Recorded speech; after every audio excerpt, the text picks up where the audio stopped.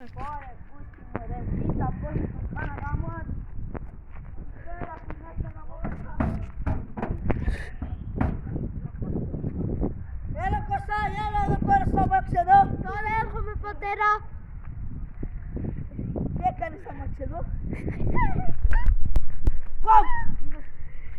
Τι έκανες στο αμάξι εδώ?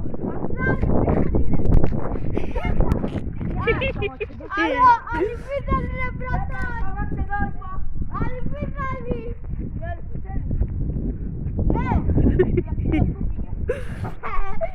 Έφυγε. Το έβγαλα και για το πουλino. Έτσι.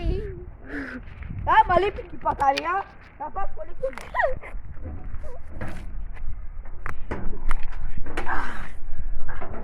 Πού είναι η μπαταρία? Την πούλησα. Κέρκαλε. Πού πήγε η μπαταρία?